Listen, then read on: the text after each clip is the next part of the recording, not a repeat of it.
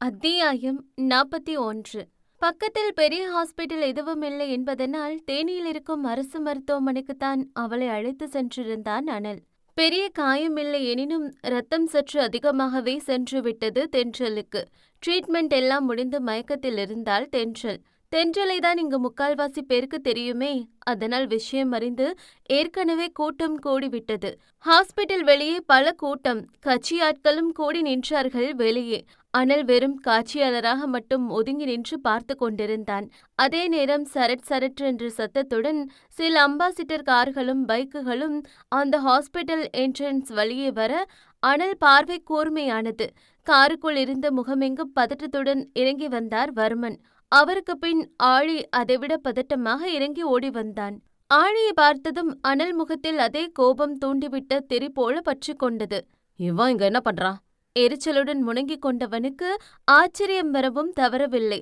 சிறும் காயம்பட்டதற்கு இத்தனை கூட்டமா என்பதே அவன் ஆச்சரியத்தின் காரணம். மயக்கத்தில் இருந்த தென்றல் மெல்ல கண் விழித்தாள். அவள் முன்னே பதட்டத்துடன் அமர்ந்திருந்தது அவள் குடும்பம். உனக்கு ஏதாவது ஆயிருந்தா நாங்க என்னடி பண்ணிருப்போம்? இதுக்குத்தானே இந்த கட்சி அரசியல் எதுவும் வேணான்னு தலைப்பாட அடிச்சுக்கிட்ட. பெற்றவள் கண்ணீர் வடித்தார். மா, எனக்கு ஒன்னும் இல்ல, அழாத. எப்படி அழாம இருக்க முடியும்? ஒத்த பிள்ளைய பெத்து வச்சிருக்கேன். வயசு புள்ள கல்யாணம் பண்ணி ஒரு பேரம்பெத்திய பெத்து கொடுப்பான்னு பார்த்தா அரசியல் பண்றேன்னு இறங்கிட்ட. இதெல்லாம் சரி வராது. இவளுக்கு ஒரு மாப்பிள்ளைய பார்த்து கல்யாணம் பண்ணணும். அரசியலும் வேண்டாம், ஒரு மண்ணு வேண்டாம். அவர் அழுகையுடன் சொன்னார். மா, அழாதம்மா. வர்மன் தன் ஆட்கள் பக்கம் திரும்பி சாடை காட்டினார். அதை புரிந்து கொண்டு அவர் ஆட்கள் தென்றல் அன்னையை வெளியே அழைத்து சென்றார்கள்.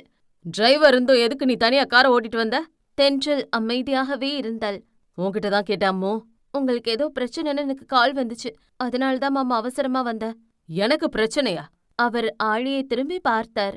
யாரோ வேணும்னு தான் பண்ணிருக்காங்க பெரியப்பா. ஸ்கெட்ச் என்றவன் முகம் கோபத்தில் சிவந்தது. வர்மன் சோகமாய் தென்றல் தலையை வருடி கொடுத்தார். இதுல எதிரிகள் அதிகம்டாமோ.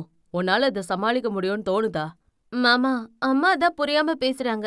நீங்களும் இப்படி கவலைப்படலாமா? நான் இப்போ பழைய தென்றல் இல்லையே. என்னால என்ன பாத்துக்க முடியும். ஆமா, அதனால தானே கையில வெட்டு வாங்கி வச்சிருக்க. கையில பட்ட வெட்டு கழுத்துல பட்டிருந்தா என்ன ஆயிருக்கும்? ஏதாவது பிரச்சனைனா எனக்கு கால் பண்ணுன்னு எத்தனை தடவை சொல்லிருக்கேமோ. உன்னால தனியா எதையும் சமாளிக்க முடியாது என்று அவளிடம் கோபம் கொண்டான் ஆழி. அவன் இதயம் இன்னுமே வேகமாகத்தான் துடித்தது. ஆழி சொல்றது சரி. உன்னால தனியா சமாளிக்க முடியாது. இதுக்கு ஒரு முடிவு கட்டணும் என்றார் வர்மனும் யோசனையாக. அந்த ஹாஸ்பிட்டல் விட்டு சற்று தள்ளி இருந்த டீ கடையில் யோசனையாய் அமர்ந்திருந்தான் அனல். சசியின் குடும்பம் இப்படி கஷ்டத்தில் தவிக்கும் போது எப்படி விட்டு செல்வது என்ற யோசனை ஒரு பக்கம், தென்றலை கொல்லும் அளவுக்கு அவளுக்கு யார் எதிரி என்ற யோசனை ஒரு பக்கம். ஆழ்ந்த சிந்தனையில் இருந்தவனை களைத்தது எதிரே இருந்தவரின் குரல். நீதான் அந்த பையனா? வர்மனின் கர்ஜனையான குரல் அது. அனல் திடுக்கிட்டு திரும்பி பார்த்தவன் அவனையும் அறியாமல் எழுந்து நின்றான். நீங்க யாரோ நினைச்சு என்கிட்ட பேசுறீங்கன்னு நினைக்கிறேன்.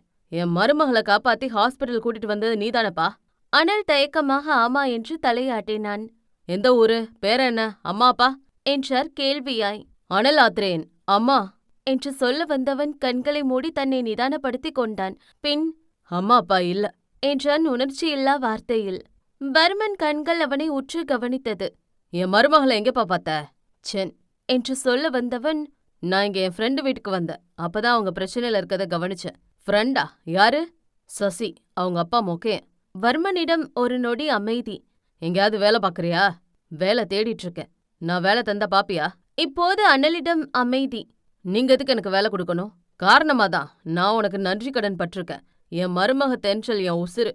என்னோட உசுரை நீ காப்பாத்தி கொடுத்திருக்கல்ல, அதுக்குத்தான். அவனிடம் அமைதி. தங்க இடம் சாப்பாடு எல்லாமே உண்டு. இன்னும் நீங்க என்ன வேலைன்னு சொல்லவே இல்ல. வர்மன் ஒரு பெருமூச்சுடன் சொன்னார். என் மருமக தென்றலுக்கு கூடவே இருக்கணும், பாதுகாப்பா. அனல் முகம் மாறியது. அதாவது அடியாளா இருக்கணும்னு சொல்றீங்க, அப்படித்தானே?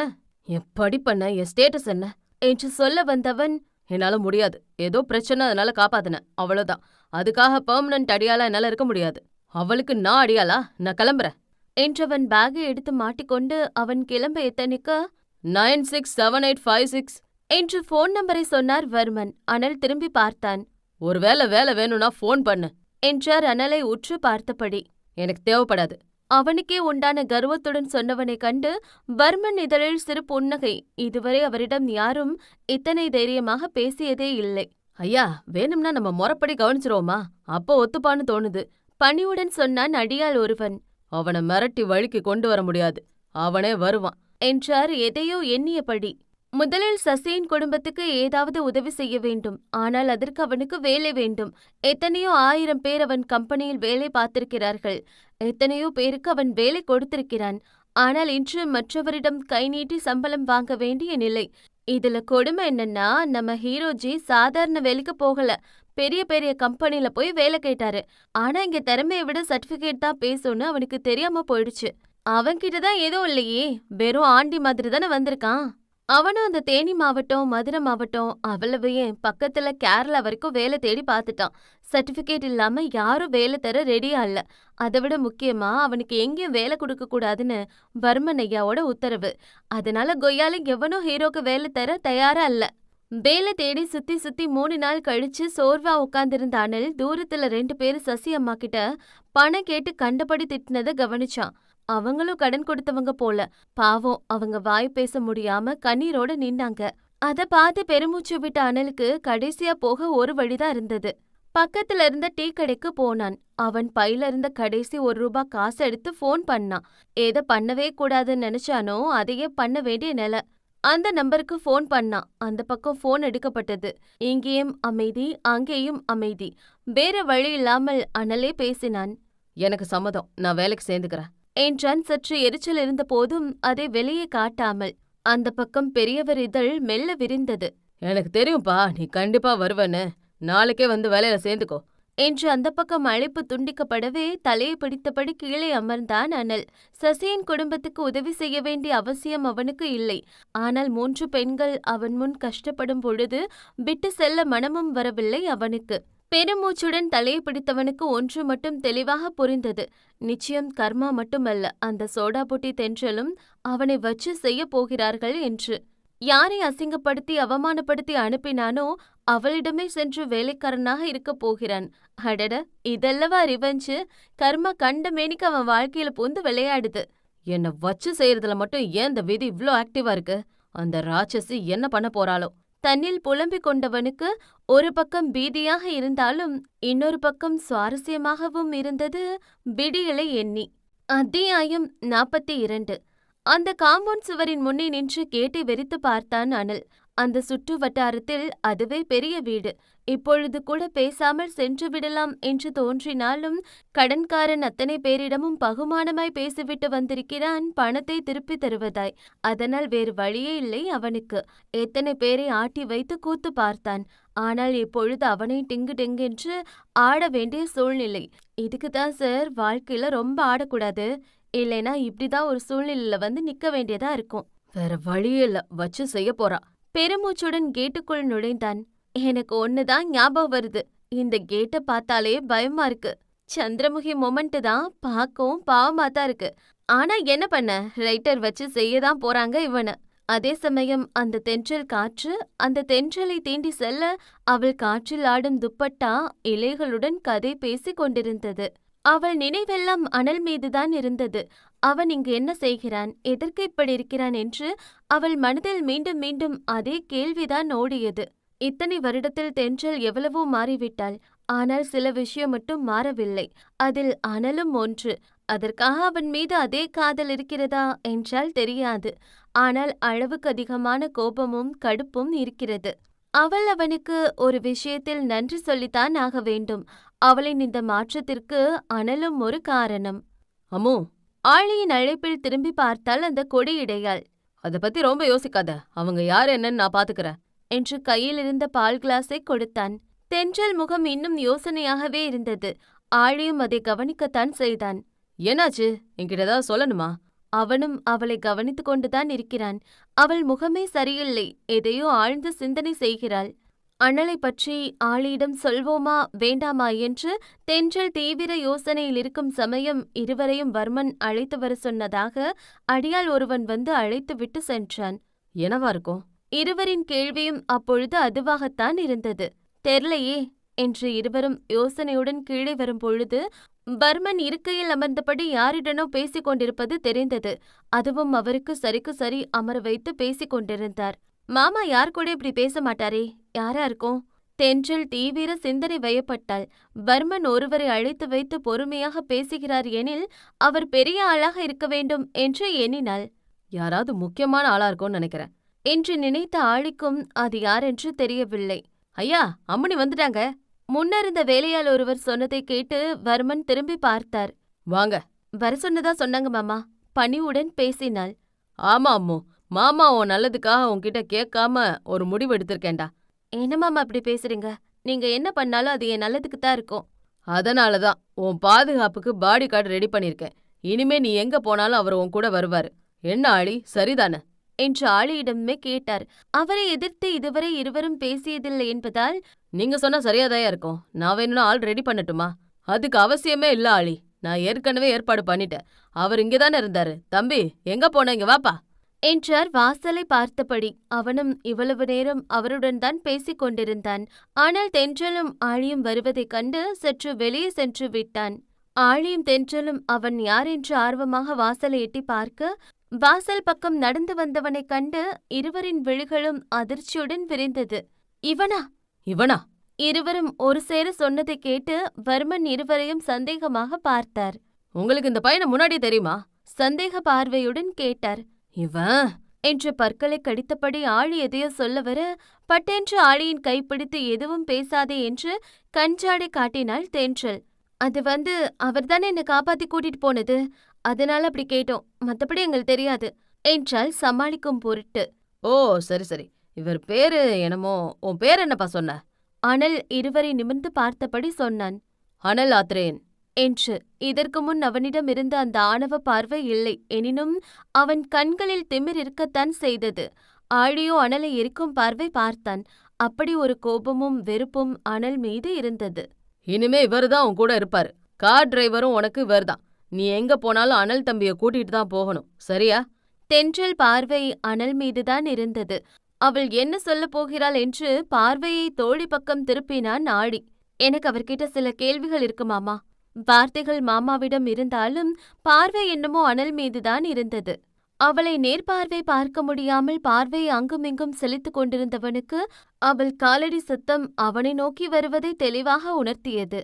இருவருக்கும் இடையே சிறிது இடைவெளியே இருந்தது. தென்றலின் பார்வை அவனை உச்சி முதல் உள்ளங்கால் வரை அளந்தது. ஒரு மங்கிய காஸ்ட்லி சட்டை, பாதத்தில் பாதி கிழிந்த ஷூ, கைகளில் அவன் ரோலக்ஸ் வாட்ச் இல்லை, பல மாதங்களாக சவரன் செய்யாத தாடி, கண்ணுக்கு கீழ் கொஞ்சம் கருவளையம் என்று ஆளை முற்றிலும் மாறிப்போயிருந்தான். அவன் எதற்கு இப்படி இருக்கிறான் என்று அவளால் கணிக்கவே முடியவில்லை. பேரென்ன? அவள் பேச்சில் ஒரு திமிர், வார்த்தையில் ஒரு கூர்மை இருந்தது. கொஞ்சம் முன்னாடி தானே சொன்ன. Madam, call me madam. ஒவ்வொரு வார்த்தையும் அழுத்தம் திருத்தமாக சொன்னாள். அனலுக்கு வந்ததே கடுப்பு. பல்லை கடித்து கொண்டவன், கொஞ்சம் முன்னாடி தானே சொன்ன மேடம் என்றான். அதை மட்டும் அழுத்தமாக. அதிலிருந்தே புரிந்தது அவனுக்கு எத்தனை கடுப்பு இருக்கிறது என்று. நீங்க என்கிட்ட தானே வேலை பார்க்க போறீங்க, சோ நான் கேட்டா சொல்லணும் என்றால் கண்களில் மட்டுமல்ல வார்த்தையிலும் நக்கலை கூட்டி. மவளே, வேணும்னே பண்ற. உள்ளே எரிச்சலாய் முணுமுணுத்து கொண்டவன், அனல் ஆத்ரேயன் மேடம் என்றான் வேண்டா வெறுப்பாய். ஓஹோ, ஊர் என்ன? ஃபேமிலி? அம்மா அப்பா இல்லையா, சொந்தம்னு யாரும் இல்லையா. அனலுக்கு பதில் வர்மன் பதில் சொன்னார். ஓஹோ என்று ஜவ்வாய் இழுத்தவள் இதழ் அனலை கண்டு நக்கலாய் சிரிப்பை உதிர்த்தது. அவளுக்குத்தானே தெரியும் அவன் வண்டவாளம். இப்பவே முடிவு பண்ணிக்கோங்க மிஸ்டர். என்கிட்ட வேலை பார்த்தா நான் என்ன சொன்னாலும் கேட்கணும். அப்புறம் வேலைக்கு வரமாட்டேன்னு சொன்னாலோ, சொன்ன வேலையை செய்ய மாட்டேன்னு சொன்னாலோ பின்விளைவுகள் பயங்கரமா இருக்கும் என்றால் எச்சரிக்கும்படி. அனலுக்கு புரிகிறது அவள் எதற்கு அப்படி சொல்கிறாள் என்று. ஆனால் இப்பொழுது அவனுக்கு பணம் வேண்டும். அதற்காக இந்த வேலையும் அவனுக்கு வேண்டும். நீங்க என்ன சொன்னாலும் செய்வேன் மேடம். அவன் ஒவ்வொரு வார்த்தை சொல்லும் பொழுதும் உள்ளுக்குள் எரிமலையே வெடித்தது. அவன் முகத்தை பார்த்தே மனதை படிக்கக்கூடியவளுக்கு அதை புரிந்து கொள்ள முடியாதா என்ன? கழுத்தை சாய்த்து ஒரு அர்த்த புன்னகை செய்தவள், ஏமாமா, நீங்க அடிக்கடி சொல்வீங்களே பெண் சாபம் பொல்லாததுன்னு, அது உண்மைதான்னு தோணுது. அவள் சொன்னதின் அர்த்தம் மற்றவர்களுக்கு புரியாமல் இருக்கலாம். ஆனால் புரிய வேண்டியவனுக்கு ரொம்ப தெளிவாவே புரிஞ்சு போச்சு. ஆமா ஆமா, அது உண்மைதான். பின்னாடி ஒரு கோரஸ். வேற யாரு? நம்ம ஆழிதான். இவரே ஃபைனல் பண்ணி அக்ரிமெண்ட் சைன் வாங்கிருங்க மாமா. அப்புறம் ரொம்ப நாளா ட்ரெஸ் மாத்தாத மாதிரி இருக்கு. நம்ம வேலையாளுங்களுக்கு கொடுக்கற துணி எடுத்து கொடுங்க, போட்டுக்கிட்டோம் என்றால் அனலை விட்டு பார்வை எடுக்காமல். அனல் முகத்தில் எந்த உணர்வையும் காட்டாமல் நின்று கொண்டிருந்தான். கங்க்ராட்ஸ் என்று அவனை நெருங்கி நின்றவள் அவனுக்கு மட்டும் கேட்கும்படி சொன்னாள். இனி தாண்டா கஷ்டம்னா என்னன்னு உனக்கு காட்டப் போறேன், செத்தடா நீ என்றாள் இதழில் எட்டி பார்த்த புன்னகையுடன். அனல் இதழ் மில்லிமீட்டர் புன்னகையை உதிர்த்தாலும் இவள் முன்னே இப்படி நிற்கும் நிலை வந்துவிட்டதே என்று உள்ளுக்குள் ஒரு எரிமலையே வெடித்தது. அத்தியாயம் 43. அம்மு, அம்மு நில்லு. ஆழி அவள் பின்னே ஓடினான். தென்றல் என்னவென்பது போல திரும்பி பார்த்தாள். என்ன பண்றோன்னு புரிஞ்சுதான் பண்றியா? அவன் உனக்கு பண்ணதை மறந்துட்டியா? அவன் உன்னை எவ்வளவு டார்ச்சர் பண்ணான். அவன் உன்னை அழ வச்சு அசிங்கப்படுத்தினான். உன் உணர்வுகள் கூட விளையாடினான். ஆழியிடம் அந்த ஆழி போல் கோபம் இருந்தது. விட்டால் சுனாமி போல் பொங்கி விடுவான் போலும். நான் எதையும் மறக்கல ஆழி. ஜன்னல் வழி விட்டத்தை பார்த்தாள் அவள். அந்த சாயம் பூசாத நீல நிற வானம் அவளை பார்த்து சிரிப்பது போல இருந்தது. அந்த அசைந்தாடும் தென்றல் காற்றும் அவளை பார்த்து நக்கல் புன்னகை செய்வது போல இருந்தது. அப்புறம் எதுக்கு அவனை பத்தி ஐயாட்ட சொல்ல வேணான்னு சொன்ன? உன்னை எவ்வளவு கொடுமைப்படுத்திருக்கான்னு தெரிஞ்சா ஐயா அவனை கொன்னு போட்டுருவாரு. இப்ப கூட ஒண்ணு கெட்டு போல. ஒரே ஒரு வார்த்தை சொன்னா போதும், அவனை இல்லாம பண்ணிடுவாரு. ஆழியிடம் விவரிக்க முடியாத கோபம் இருந்தது. அவனை பழிவாங்க தன் உயிருக்கு உயிரான தோழியை பயன்படுத்தி விட்டானே என்ற கோபம். அவனால் இந்த 4 வருடத்தில் தோழிப்பட்ட வேதனை, அவள் அனுபவித்த வழி என்று இன்னும் அனல் மீதான கோபம் தங்கவில்லையே போல ஏறிக்கொண்டேதான் சென்றது. இறங்கத்தான் வழியில்லை. அதுக்காகத்தான் வேணான்னு சொன்னேன். அவள் வார்த்தைகளில் உயிர்ப்பே இல்லை. எங்கோ வெறித்து பார்த்தபடி பேசினாள். அவள் சந்தோஷம், நிம்மதி, குறும்பு என அனைத்தையும் குழி தோண்டி புதைத்து விட்டானே அவன். இப்பொழுது அவள் உடலில் இருப்பது வெறும் உயிருள்ள உணர்வுகளற்ற ஜடம் மட்டும்தான். ஆழி முகத்தில் குழப்ப ரேகை படர்ந்தது. தென்றல் வார்த்தை அவனால் கணிக்க முடியவில்லை. அவள் மனநிலையை அவனால் புரிந்து கொள்ள முடியவில்லை. என்ன சொல்றாமோ? மரணம் தண்டனல்ல, அது இன்னொரு வழிதான். அவனுக்கு நான் உண்மையான தண்டனையை கொடுக்கணும்னு நினைக்கிறேன். எதையோ எண்ணி திட்டம் வகுத்தாள். நீ என்ன சொல்றேன்னு புரியலையே. அவனுக்கு கஷ்டம்னா என்னன்னு முதல்ல காட்டணும். இது வரைக்கும் கஷ்டம் பார்க்காம வளர்ந்ததுனால தானே மத்தவங்க வலியும் வேதனையும் அவனுக்கு புரியல. முதல்ல அது அவனுக்கு புரிய வைக்கணும். அவனுக்கு எதிரில் இருக்கவங்களும் அவனை மாதிரி சதையோ ரத்தமும் உள்ள ஒரு உயிர்னு புரிய வைக்கணும். என்ன நம்பு, நான் அதை பாத்துக்கிறேன். எந்த ஒரு குழப்பமும் இல்லாமல் தெளிவாக பேசினாள். இப்பொழுது அவள் பேச்சில் ஒரு தெளிவு இருந்தது. அம்மு, அவனால ஏற்கனவே நீ நிறைய கஷ்டப்பட்டிருக்க. இதுக்கு மேலே அவன் உன்னை காயப்படுத்தினா அவனை நான் கொன்னுருவேன். அது மட்டும் இல்ல, அவன் இப்ப என்ன திட்டத்தோட வந்திருக்கான்னு தெரியலையே. அவனை நம்ப முடியாது. எப்பவுமே அவன் என்ன யோசிக்கிறான்னு ப்ரெடிக்ட் பண்ணவும் முடியாது. இது சரியா வரும்னு நினைக்கிறியா? தோழி மீது நம்பிக்கை இருந்தாலும் அந்த அனல் மீது அவனுக்கு கொஞ்சம் கூட நம்பிக்கை இல்லை. அவன் வித்தைக்காரன். எப்பொழுது என்ன செய்வான் என்று யாராலும் கணிக்க முடியாது. கண்டிப்பா சரியா வரும் ஆழி. இதுதான் சரியான நேரம். அவன் அடிக்க கடவுள் நமக்கு ஒரு வாய்ப்பு கொடுத்திருக்காரு. இதை எதுக்காகவும் மிஸ் பண்ணக்கூடாது. அவன் என்ன வேணாலும் பண்ணட்டும். இது கடவுள் எனக்கு கொடுத்த வாய்ப்பு. இதை நான் பயன்படுத்திக்க போறேன். நான் யாருன்னு காட்டுறேன் அவனுக்கு என்று தோட்டத்து பக்கம் நின்று அனலை பார்த்தபடி சொன்னவள் ஏதோ திட்டம் தீட்டி வைத்திருந்தாள். இந்தா. அங்கே வேலை செய்யும் வேலையாள் ஒருவன் ஊதா நிறத்தில் பேண்ட் ஷர்ட்டையை அனல் கைகளில் திணித்துவிட்டு செல்ல அவனை சொடக்கிட்டு அழைத்தான் அனல். என் பேரு சக்கரை, அதை சொல்லி கூப்பிடு. சும்மா சுண்டி கூப்பிடுற வேலையெல்லாம் வச்சுக்காத. நீயும் என்ன மாதிரி ஒரு வேலையாளுதான் பட்டென்று சொன்னான் அவன். சரி, இதென்ன காரு துடைக்கிற துணியா? என் அனல் அதை எங்குமிங்கும் திருப்பி பார்த்தான். என்ன நக்கலா? இதுதான் நீ போட்டுக்க வேண்டிய துணி. இதுவா? இதென்ன இவ்ளோ மட்டமா இருக்கு? ஐ வாண்ட் காஸ்ட்லி ட்ரெஸ் என்று அதை கொண்டு வந்தவன் முகத்திலே வீசி அடித்தான் அனல். பாவ பையன், இதுவரைக்கும் காஸ்ட்லி பிராண்டட் ட்ரெஸ் மட்டுமே போட்டு பழகினவரு. அவனுக்குன்னு தனி டிசைனரே உண்டு. அப்படிப்பட்டவன் இப்படி கந்தல் துணி போடு சொன்னா எப்படி ராசா போடுவான்? அதுக்குன்னு அவங்க கொடுமைக்காரங்களான்னு கேட்டா நிச்சயம் இல்ல. இதெல்லாம் நம்ம அம்மனி வேலை தானுங்க. ஓஹோ, துரைக்கு காஸ்ட்லி ட்ரெஸ் கேக்குதா?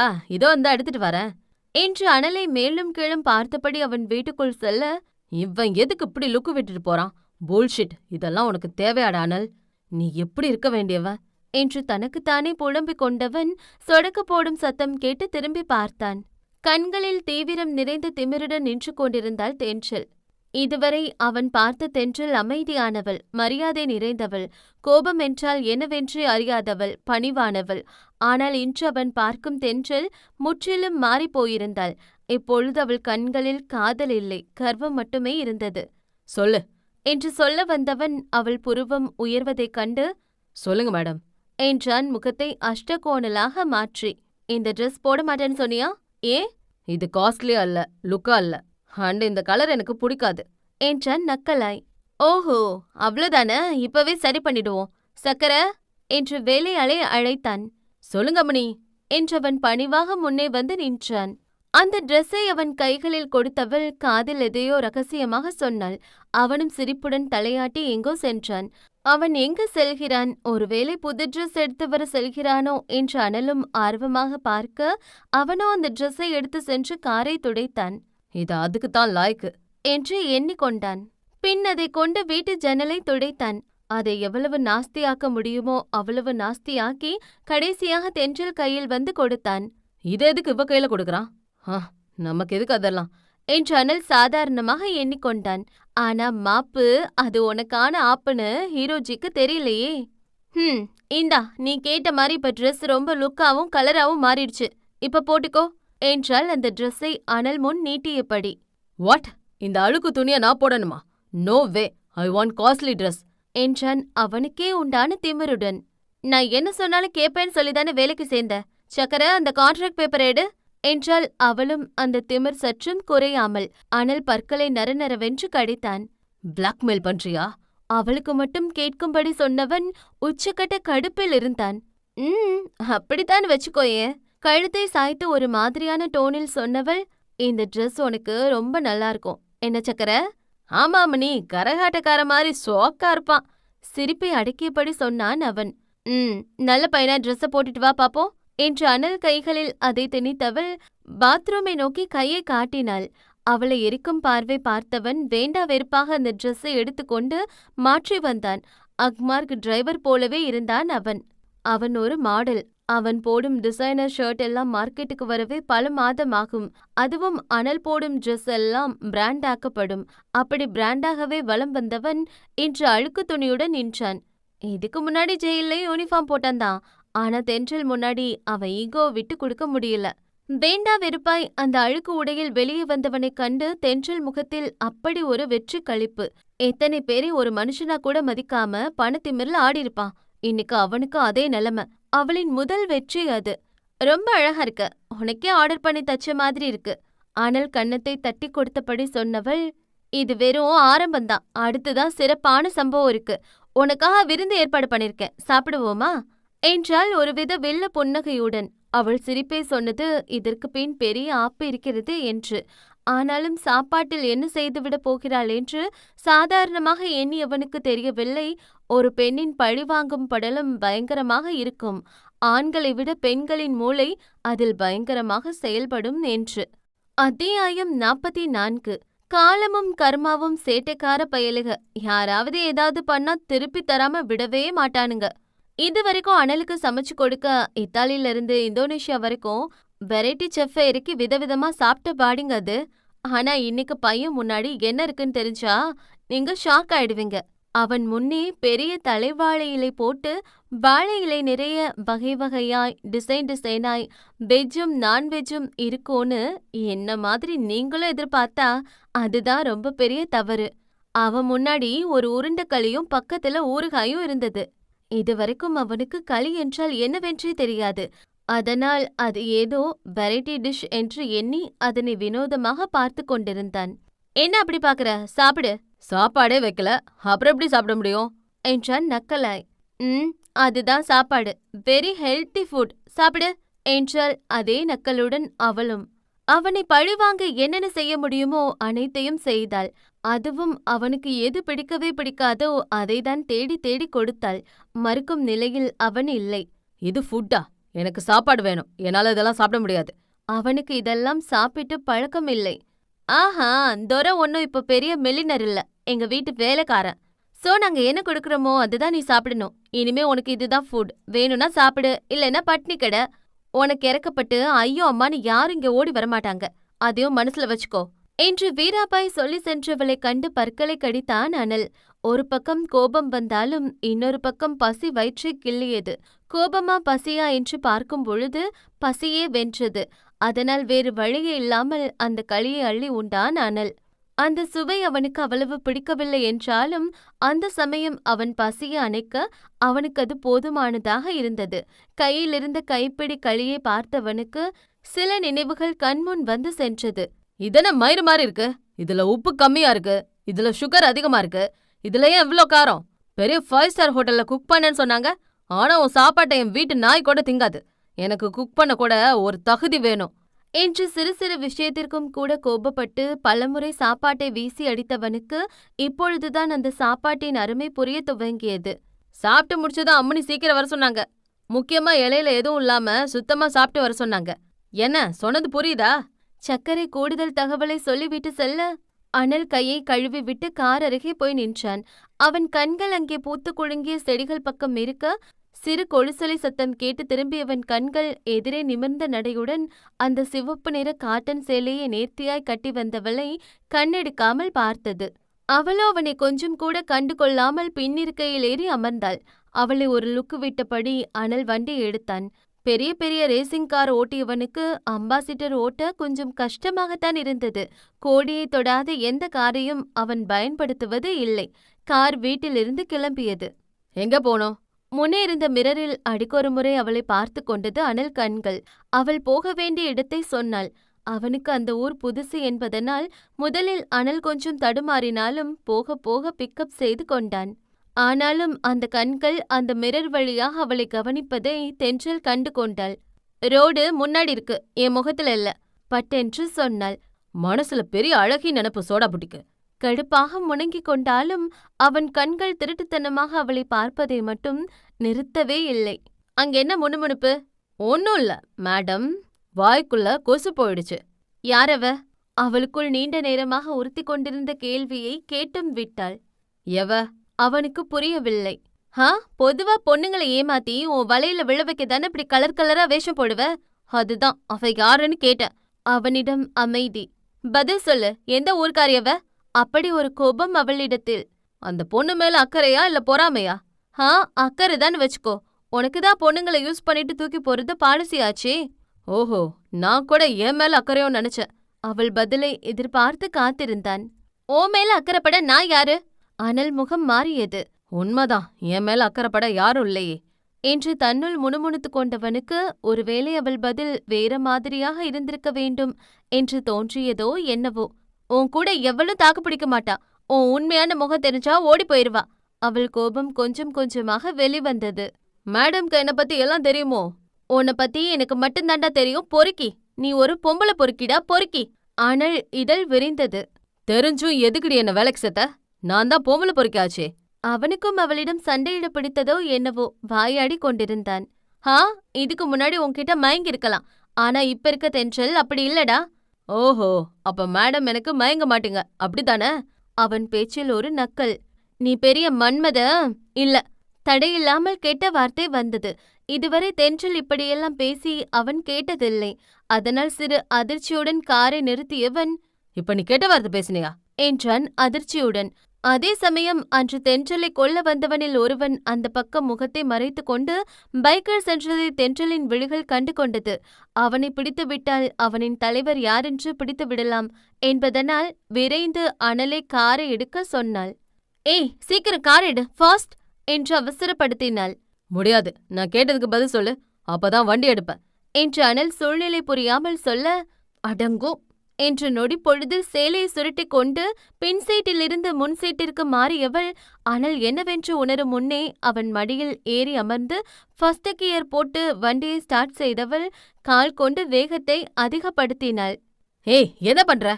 அனல் அவசரமாக என்ன செய்வதென்று தெரியாமல் ஒரு வேகத்தில் அவள் மீது மோதியவன் பிடிக்க நிலையில்லாமல் பெண்ணவள் இடையை பற்றிவிட, அதுவும் ஒரு நொடிதான். அடுத்த நொடி அவள் தீவிர முறைப்பில் அவன் கைகள் பின்னோக்கி விலகிக் கொண்டது. அவன் மடியில் அமர்ந்திருந்தவள் முன்னே சென்ற வண்டியை ஃபாலோ பண்ணி கொண்டு செல்வதில் மட்டுமே கவனமாக இருக்க, அதில் அனல் நிலைதான் பெரும் பாடாக இருந்தது. இந்த 4 வருடத்தில் முன்பை விட உடல் மெலிந்து போயிருந்தாள். அந்த கொழு கொழு தேகமில்லை, கன்னங்கள் ஒட்டி போயிருந்தது. அவளிடம் பல மாற்றங்கள் இருந்தாலும் அவன் பார்த்த அதே சோடா புட்டிதானே அவள். இப்பொழுது மட்டுமல்ல, அப்பொழுதும் கூட யாரிடமும் மயங்கிவிடாத இந்த அனல் தென்றல் நெருக்கத்தில் மட்டும் மயங்கியது உண்மை. அவள் நெருக்கத்தில் பலமுறை தன் சுயத்தை இழந்தது உண்மை. எப்பொழுதும் அவளிடமிருந்து வரும் செந்தூரம் நறுமணமும் மஞ்சள் வாசமும் இப்பொழுதும் சற்றும் குறையாமல் வந்தது. கண்களை மூடி அதை முழுதாய் ரசித்தவன், அவள் நெருக்கத்திலும் அவன் உடலில் ஏற்பட்ட சில ஹார்மோன்களின் விளையாட்டினாலும் கொஞ்சம் கொஞ்சமாக ஒரு காந்தர்வ நிலைக்கு செல்ல, பெண்ணவளோ படாரென்று ஒரு யூ டர்ன் போட, இதில் மோகன நிலைக்கு சென்ற ஹீரோஜி அவர்கள் மீண்டும் படார் என்று பெண்ணவள் இடையை பற்றிவிட்டான். இப்போவும் தெரியாம தான் புடிச்சிட்டேன். அவள் முறைக்கும் முன்னே சொல்லிக் கொண்டவன் இதழில் ஒரு சின்ன சிரிப்பு எட்டி பார்த்தது. ஃப்ராடு பையன், இவன் இன்னும் திருந்தல மாமா. கேப்ல இப்ப பிடிக்கிறான் ராஸ்கோல். அவனை எப்படி பிடிப்பதென்று அவள் கவலை. அடுத்த யூட்டன் எப்பொழுது வரும், அவள் இடுப்பை பிடிக்கலாம் என்று இவன் கவலை. இவனை என்ன சொல்றது, நம்ம வந்ததும் ஆரம்பிச்சிட்டான். இனி என்ன பண்ண போறானோ. எதுக்கும் நம்ம தென்றல் புள்ள கிட்ட கொஞ்சம் சொல்லிய வைக்கணும், இவன் கிட்ட உஷாரா இருக்க சொல்லி.